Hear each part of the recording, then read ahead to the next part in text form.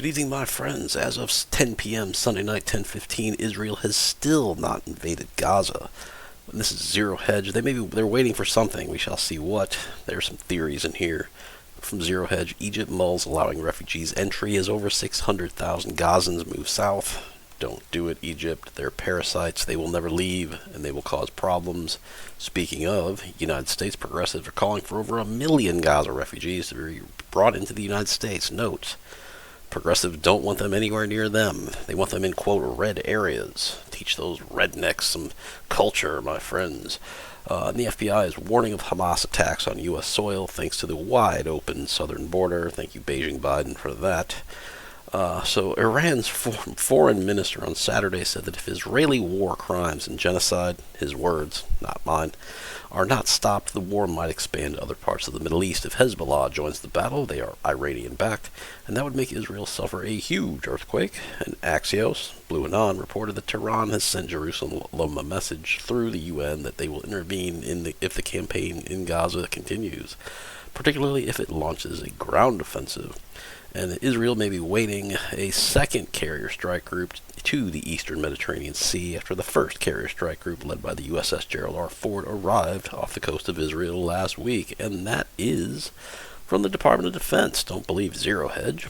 The USS Eisenhower carrier strike group, I believe there's a nuclear sub, a couple guided missile cruisers, a couple guided missile destroyers, and 9 aircraft squadrons, etc.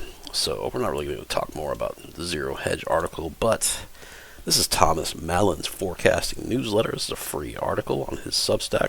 Link in the description below. Read the whole thing for yourself. We're going to kind of summarize most of this stuff.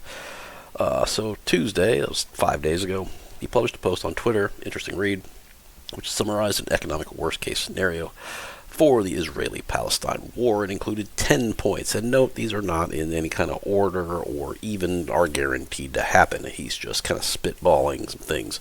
Obviously, a few of these are interconnected. And the first one appears to be coming true. We shall see. From Missouri. The conflict escalating into a regional war. It could get ugly. It could go nuclear pretty quickly. We shall see.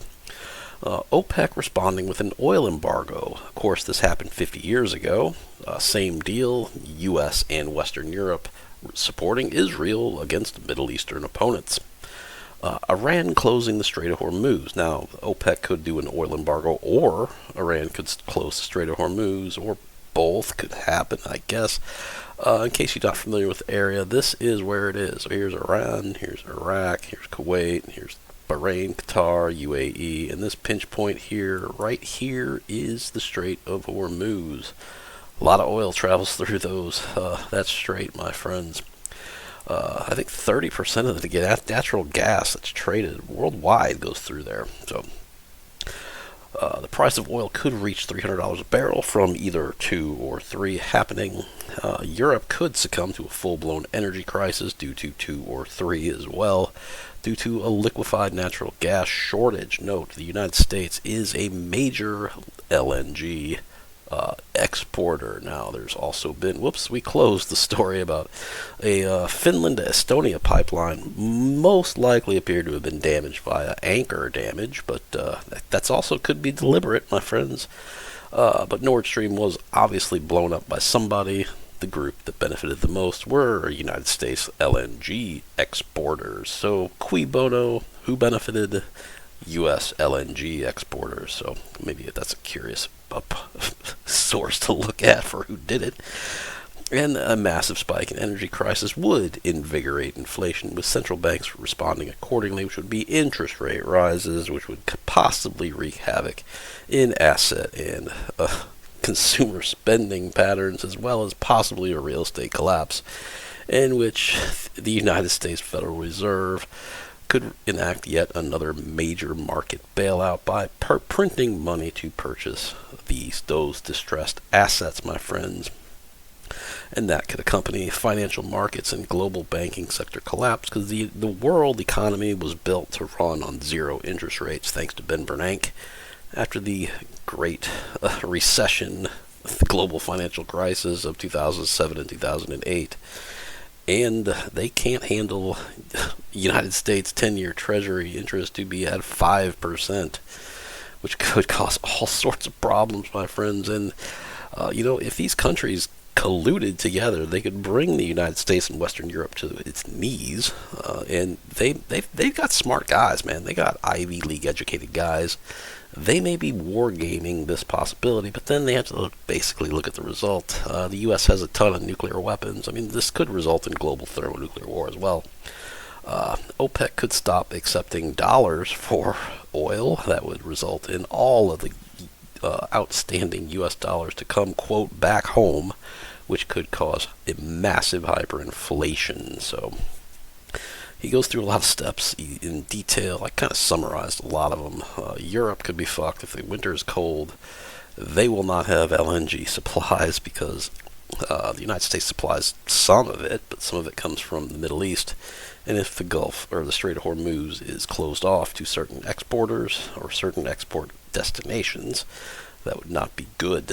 And since the U.S. and Western Europe sided with Ukraine, possibly a mistake. Well, it was a massive, colossal mistake. Ukraine is falling apart as predicted in my 2023 prediction video. We'll do a summary of that later on, as well as a 2024 prediction video. But let's jump to his conclusion. So, finalizing this on October 11th, the first reports of missile strikes to Israel from Hezbollah have surfaced. It's impossible to corroborate. Okay, whatever. These are his worst case scenarios.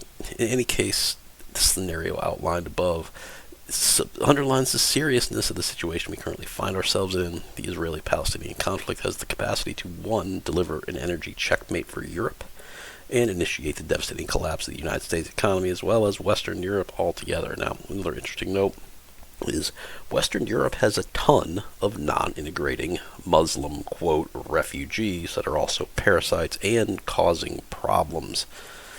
So there could be very much social discontent over this issue. It should be noted that while the currently unlikely we'll see all 10 points happen, if we reach even the first few points, which is the oil embargo or the closing of the Strait of Hormuz, they would deliver a crushing blow to the fragile global economy. That's why the situation needs to be followed very closely, and China is not out of the woods on this one because they will collapse if the United States collapses, because there goes their demand. Anyway, it may not be a bad idea to buy gold. Well, I'm not a gold bug. I happen to own some silver, but I wouldn't buy gold. Gasoline, gas, and wood if you have a stove. We will continue to provide guidance for preparation. Again, follow his Substack if you wish. Kind of condensed that video down fairly well, I think. So if you like my content, hit subscribe, hit the like button, hit the notification bell, leave me a comment. I read all the comments, my friends, and pick up some non-perishable food at once. And God bless.